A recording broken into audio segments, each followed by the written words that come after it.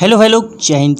आज जो हम लोग सुपर 30 जीके जीएस क्लास में जो है कवर करने वाले हैं टॉप 55 क्वेश्चन के बारे में। ठीक है, टॉप 55 जीके जीएस होगा जो हमारे एग्जाम के व्यू से जो है मोस्ट इंपॉर्टेंट होने वाला है। यह हिस्ट्री, ज्योग्राफी, जीएस सभी को मिलाकर लाया गया है जो लूसेंट का है। ठीक है, जो ऑब्जेक्टिव पूछा हुआ क्वेश्चन है और जो खान सर का टेस्ट हुआ है, ठीक है, उन सभी का क्वेश्चन को जो लाया गया है।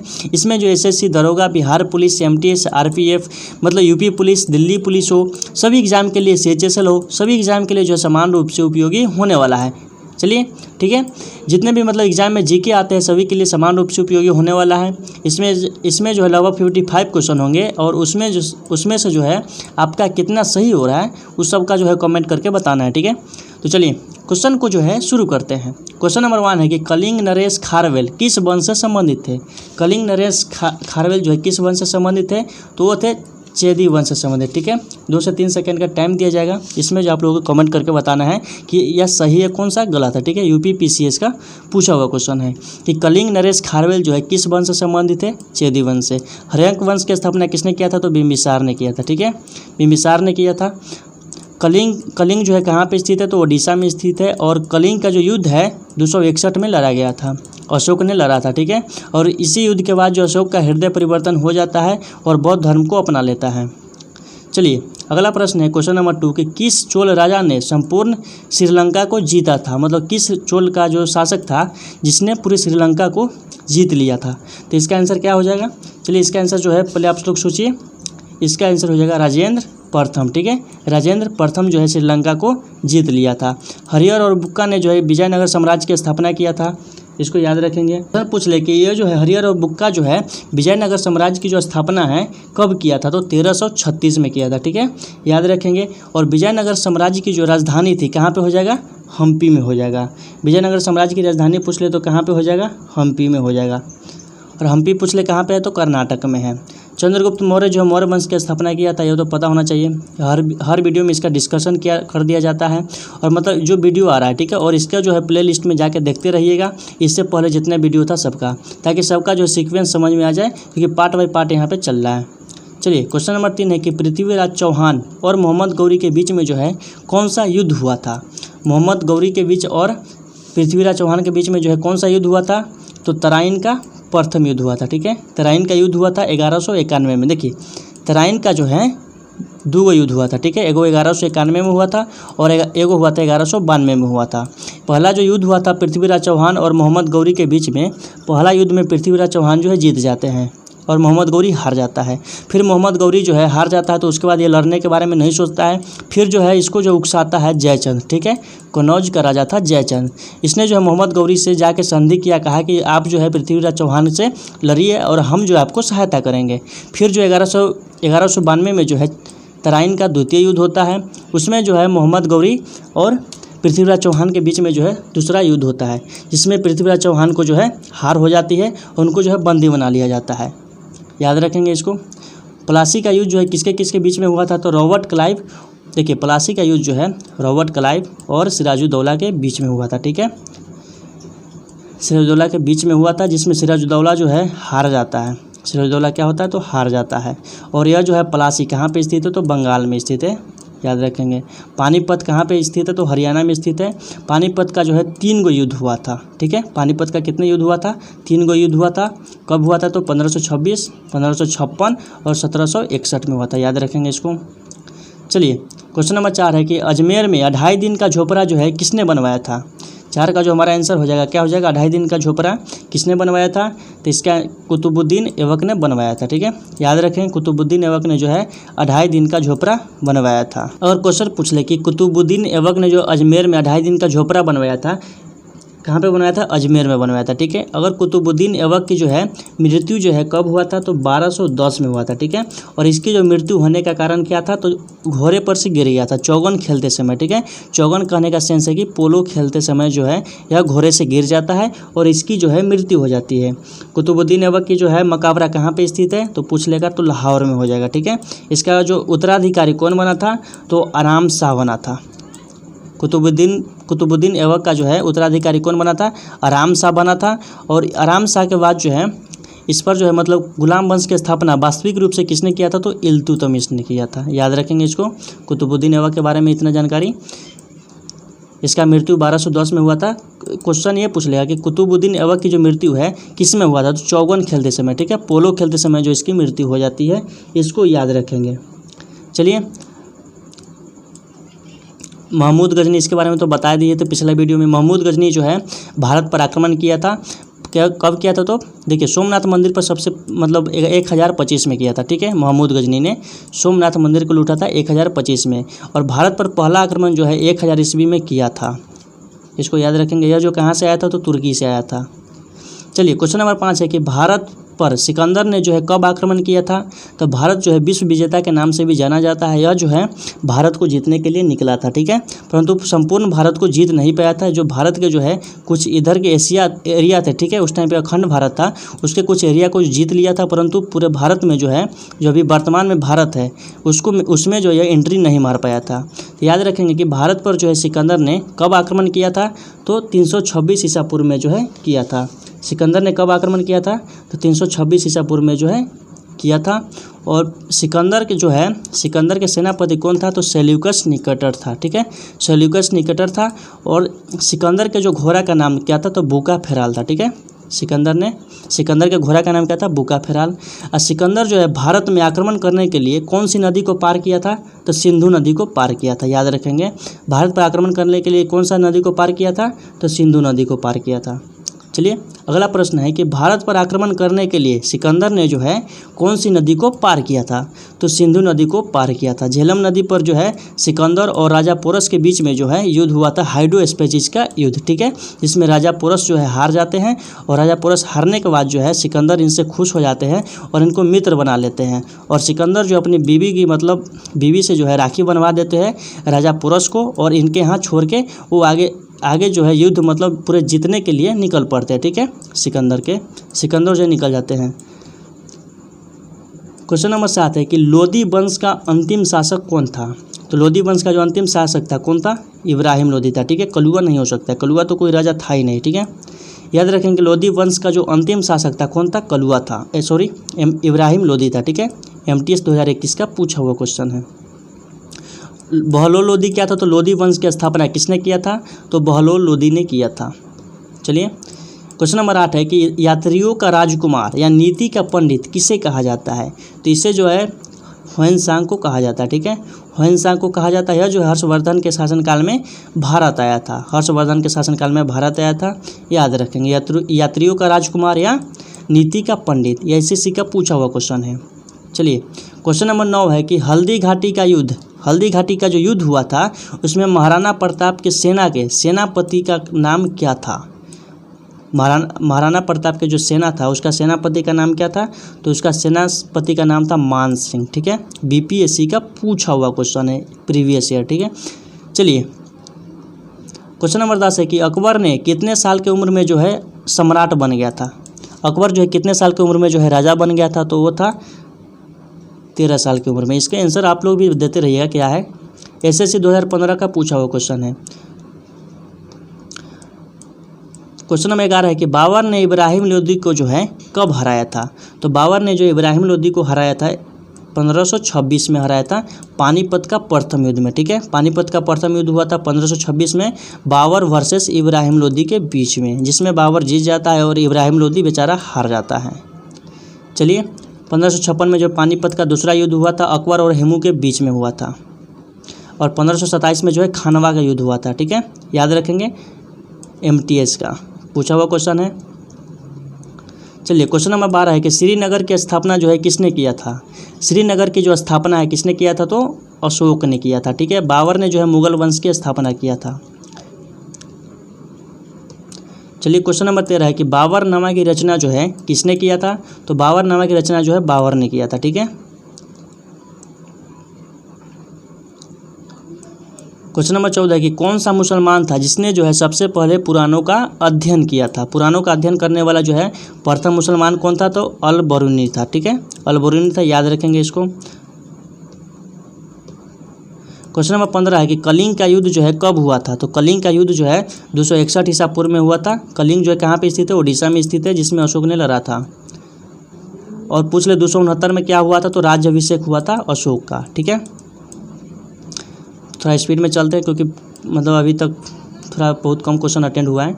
चलिए, हमारा ब्रह्मांड जो है कितना वर्ष पुराना है, तो हमारा ब्रह्मांड जो है कितना वर्ष पुराना है, तो 13.7 बिलियन वर्ष पुराना है। ठीक है, याद रखिएगा इसको। ब्रह्मांड का अध्ययन को जो है कॉस्मोलॉजी कहा जाता है।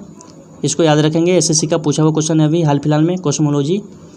चलिए, क्वेश्चन नंबर 17 है कि सुंदरता की देवी जो है किस ग्रह को कहा जाता है।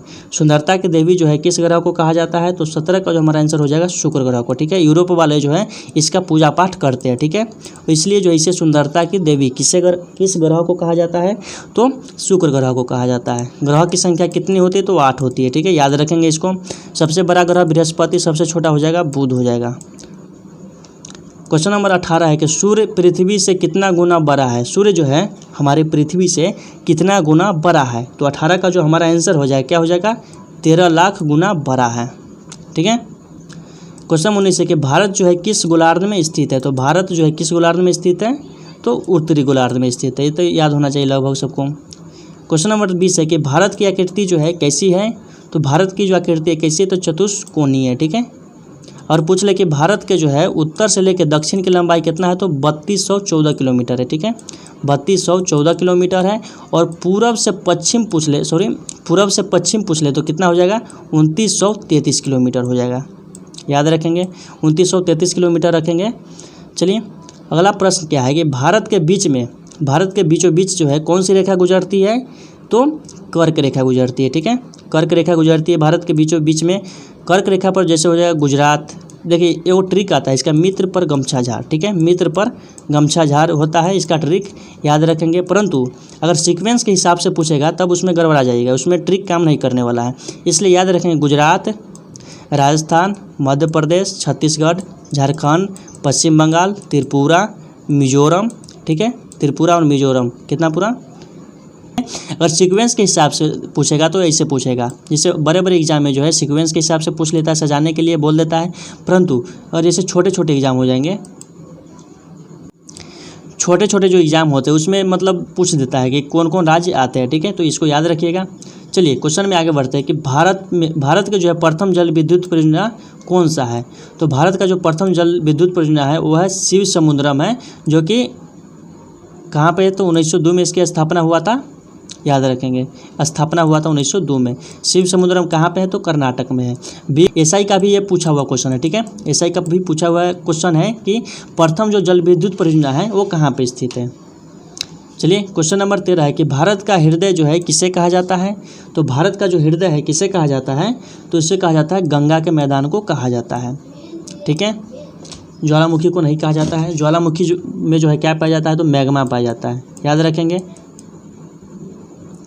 चलिए, क्वेश्चन नंबर 24 है कि भारत का मानचित्र जो है किसने बनाया था।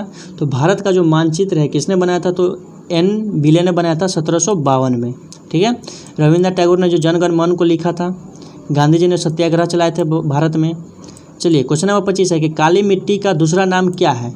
25 का जो हमारा आंसर हो जाएगा रेगुर मिट्टी। आप सोच रहे थे गलत हो जाएगा। ठीक है, क्योंकि ऑप्शन में लावा मिट्टी भी आता है, तो इसलिए जो है दोनों सही हो जाएगा। तीनों हालांकि मतलब दोनों, रेगुर मिट्टी और लावा मिट्टी को ही काली मिट्टी कहा जाता है। काली मिट्टी जो है किसके लिए उपयोगी है, तो सबसे अच्छा माना जाता है तो कपास के लिए। और काली मिट्टी जो है सबसे अधिक कहाँ पे पाई जाती है, तो महाराष्ट्र के क्षेत्र में पाई जाती है। याद रखेंगे इसको, काली मिट्टी कहाँ पे पाई जाती है, तो महाराष्ट्र के क्षेत्र में अधिक पाई जाती है। और पूछ ले कि मिट्टी के कितने प्रकार होते हैं, तो 8 प्रकार होते हैं। ठीक है, याद रखेंगे। लेटेराइट मिट्टी में जो है सबसे अच्छा क्या होता है, तो काजू होता है। याद रखिएगा इसको, ये सब पूछता हुआ क्वेश्चन है, ये सब पूछ लेता है कभी। चलिए, क्वेश्चन नंबर 26 है कि गांधी सागर बांध जो है किस नदी पर है। तो गांधी सागर बांध जो है किस नदी पर है, तो चंबल नदी पर है। याद रखेंगे। चलिए, क्वेश्चन नंबर 27 है कि भारत का संविधान कैसा है। तो कहता है भारत का संविधान जो है कैसा है, तो भारत का संविधान जो है न ज़्यादा कठोर है न ज़्यादा लचीला है। ठीक है, यह जो है न ज़्यादा कठोर है न ज़्यादा लचीला है। पूछ लेता है भारत के संविधान में जो है कुल कितने भाग है, तो 22 भाग है। अनुच्छेद पूछ ले 395 अनुच्छेद है। अनुसूची पूछ ले तो 12 गो अनुसूची है। याद रखिएगा इसको। चलिए, क्वेश्चन नंबर 28 है कि भारत का संविधान जो है कब लागू हुआ था। तो भारत का जो संविधान है बन के तैयार हो गया था 26 नवंबर 1949 को। 26 नवंबर 1949 को जो है बन के तैयार हो गया था। परंतु ये लागू कब हुआ था, तो 26 जनवरी 1950 को लागू हुआ था। उस टाइम लागू हुआ था और 1947 में जो अपना देश आज़ाद हुआ था।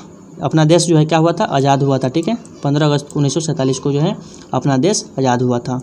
क्वेश्चन नंबर 29 है कि भारत में अभी तक जो है कितने लोगों को फांसी की सज़ा दे दी गई है।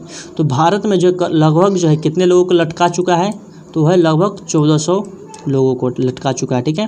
भारत में अभी तक कितने लोगों को फांसी की सज़ा मिला है, तो 1400 लोगों को मिला है। परंतु सुनाया गया अभी तक कितने सज़ा सुनाया गया है फांसी का, तो 5000 सज़ा सुनाया गया है, ठीक है, याद रखेंगे। चलिए क्वेश्चन नंबर 30 है कि संविधान में जो है समवर्ती सूची कहाँ से लिया गया है। तो समवर्ती सूची जो है कहाँ से लिया गया है, तो 30 का हमारा आंसर हो जाएगा सी, ठीक है। आज लगभग जो है कौन सा अनुसूची मतलब कौन सा जो है कहाँ से लिया गया है इसको लाया गया है, क्योंकि लगभग जो है क्वेश्चन लगभग इसको किसी को उतना याद नहीं रहता है, ठीक है। इसलिए आज थोड़ा इसको मतलब ज़्यादा डाल दिया है सूची को। साबरमती सूची जो है समवर्ती सूची जो है कहाँ से लिया गया है, तो यह जो है ऑस्ट्रेलिया से लिया गया है। चलिए 31 है कि संविधान में मौलिक कर्तव्य जो है कहाँ से लिया गया है, तो 31 का जो हमारा आंसर हो जाएगा रूस से लिया गया है, ठीक है, रूस से लिया गया है।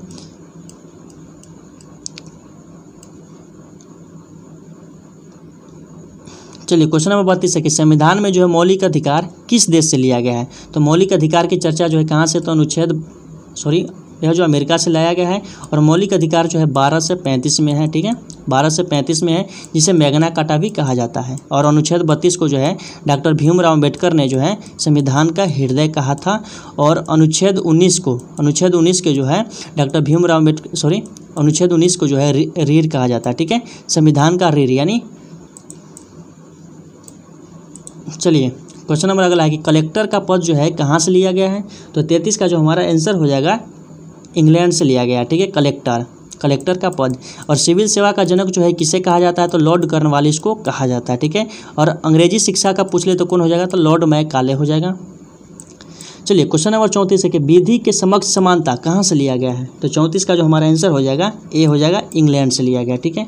कानून के समक्ष समानता पूछ ले तो अनुच्छेद 14 में हो जाएगा, ठीक है, कानून के सामने सब बराबर है, अनुच्छेद 14 के तहत। रूस से क्या लिया गया है, तो रूस से जो है मौलिक कर्तव्य लिया गया है। अमेरिका से क्या लिया गया है, तो मौलिक अधिकार लिया गया है।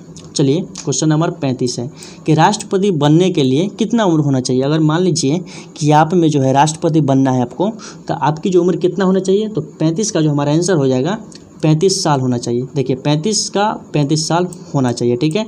और राष्ट्रपति बनने के लिए क्या योग्य नहीं होना चाहिए, तो वह पढ़ा लिखा नहीं होना चाहिए तो भी चलेगा, ठीक है। ये क्वेश्चन घटना चक्र का है कि मतलब राष्ट्रपति बनने के लिए उसमें क्या योग्यता नहीं होनी चाहिए, तो वो जो है पढ़ा लिखा न भी हो तो चलेगा। याद रखिएगा राष्ट्रपति के लिए जो है पढ़ाई लिखाई जरूरी नहीं है।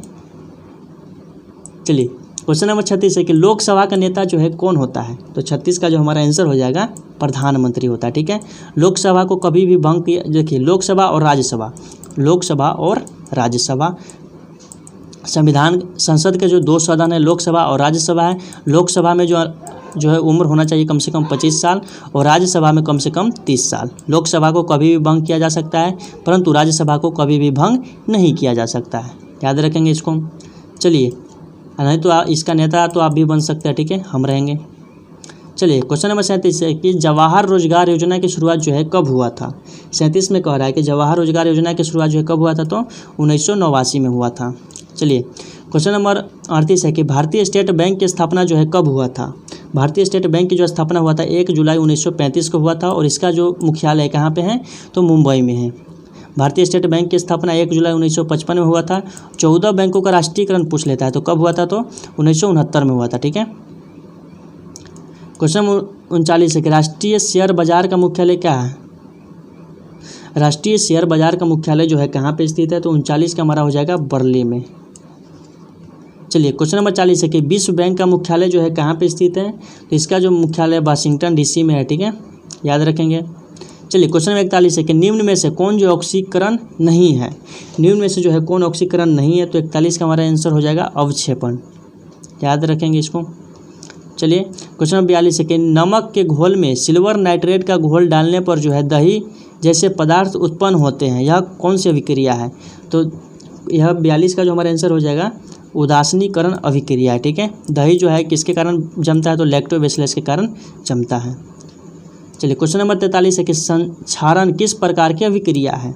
43 का जो हमारा आंसर हो जाएगा, संक्षारण किस प्रकार की अभिक्रिया है, तो उपचयन अभिक्रिया है, ठीक है। 43 का सी नंबर हो जाएगा। चलिए, किसी भी रासायनिक अभिक्रिया में ऑक्सीजन के अनुपात को बढ़ाना क्या कहलाता है, तो किसी भी अभिक्रिया में जो है ऑक्सीजन के अनुपात को बढ़ाना क्या कहलाता है, तो उपचयन अभिक्रिया कहलाता है। ये सबको जो है जब मतलब इसमें जो फाउंडेशन के तरह जो है कोर्स लाया जाएगा तो इस सबको जो है समझा दिया जाएगा, ठीक है। जितने भी केमिस्ट्री का अगर पार्ट बाई पार्ट लाया जाएगा फाउंडेशन के तौर पर, ठीक है, तो इसको जो है सबको जो अच्छे से समझा दिया जाएगा। चलिए, निम्न में से कौन सी अभिक्रिया जो युग्म हमेशा साथ साथ होते रहता है, तो इसमें से जो है कौन सी अभिक्रिया जो है हमेशा साथ में होता है, तो 45 का जो हमारा आंसर हो जाएगा उदासीनीकरण और विस्थापन। क्वेश्चन नंबर 46 के सोडियम हाइड्रोक्साइड और हाइड्रोक्लोरिक अम्ल की अभिक्रिया से सोडियम क्लोराइड और जल बनते हैं, यह कौन सी अभिक्रिया है, तो हमारा जो आंसर हो जाएगा 46 का क्या हो जाएगा, उदासीनीकरण अभिक्रिया, ठीक है। इसमें लगभग 15 से 16 क्वेश्चन केमिस्ट्री का ही लाया गया है, क्योंकि इससे जो पिछला वीडियो हुआ था उसमें बायोलॉजी का आया था, ठीक है, और इससे जो अगला वीडियो आएगा उसमें फिजिक्स का 15 क्वेश्चन आएगा इंपॉर्टेंट। तो इसे पार्ट बाई पार्ट देखते रहिए ताकि जो है कंटिन्यूटी बना रहेगा आपका। चलिए, क्वेश्चन नंबर 47 है कि किस अभिक्रिया में भाग लेने वाले पदार्थ क्या कहलाते हैं, किसी अभिक्रिया में जो है भाग लेने वाले पदार्थ को क्या कहते हैं, तो अभिकारक कहा जाता है, ठीक है। क्वेश्चन नंबर 48 है कि श्वसन किस प्रकार की अभिक्रिया है, तो श्वसन जो है किस प्रकार की अभिक्रिया है, तो ऊष्माक्षेपी अभिक्रिया है। क्वेश्चन 49 है कि प्रबल अम्ल और दुर्बल क्षारक से बने लवण का जो पीएच मान होता है क्या होता है, तो 49 का जो हमारा आंसर हो जाएगा 7 से कम होता है, ठीक है। अम्ल 7 से कम होता है तो अम्ल हो जाएगा, 7 से ज़्यादा हो जाएगा तो क्षार हो जाएगा, ठीक है। क्वेश्चन नंबर 50 है कि क्षारक को जल में घोलने पर क्या मुक्त होता है, तो क्षार को जो है जब जल में घोलेंगे तो क्या मुक्त होता है, तो उसने जो है OH आयन प्रदान होता है, ठीक है, मुक्त हो जाता है। क्वेश्चन नंबर 51 है कि दही में किस प्रकार का अम्ल पाया जाता है, तो दही में जो है कौन सा अम्ल पाया जाता है, तो लैक्टिक अम्ल पाया जाता है। ऑक्जेलिक अम्ल किस में पाया जाता है, तो इसको टमाटर में पाया जाता है। सेट्रिक अम्ल किस में पाया जाता है, कमेंट करके बताना है आपको। चलिए, क्वेश्चन नंबर 52 है कि किसी भी अम्ल में मुख्य रूप से जो एक परमाणु अवश्य मौजूद रहता है जो धातु से अभिक्रिया कर एक गैस का उत्पन्न करता है, तो 52 का जो आंसर हो जाएगा क्या हो जाएगा, हाइड्रोजन हो जाएगा, ठीक है। चलिए, क्वेश्चन नंबर 53 है कि यदि वे पदार्थ जिनके स्वाद खट्टे होते हैं और जो नीले लिटमस के जो है घोल को लाल कर देते हैं, नीले लिटमस को क्या कर देंगे, लाल कर देंगे, तो इसका जो आंसर क्या हो जाएगा, अम्ल हो जाएगा। क्वेश्चन नंबर 54 है कि जल में घुलनशील भस्म को क्या कहा जाता है, तो जल में घुलनशील जो है होते हैं भस्म को क्या कहा जाता है, तो 54 का जो हमारा आंसर हो जाएगा क्षार कहा जाता है। 55 में निम्न में से कौन सी प्रबल अम्लीय है, तो 55 का जो हमारा आंसर हो जाएगा पीएच कहने का सेंस है कि पावर ऑफ हाइड्रोजन, ठीक है। चलिए, 55 का हमारा सी हो जाएगा आंसर। यह जो HW हड़प्पा सभ्यता की खुदाई जो है किसने किया था, तो इसका आंसर जो है आप लोगों को कमेंट करके बताना है कि इसका आंसर क्या हो जाएगा, ठीक है। और सेट्रिक अम्ल जो है किसमें पाया जाता है, ये भी कमेंट करके बताना है। और टार्टिक अम्ल जो है किसमें पाया जाता है, ये भी कमेंट करके बता देना है। तो चलिए, हड़प्पा सभ्यता की खुदाई किसने किया था, इसका आंसर क्या हो जाएगा और किसने किया था और कब किया था, इसको जो आंसर करके बताना है आपको कमेंट में। चलिए, मिलते हैं अगले वीडियो में। जय हिंद।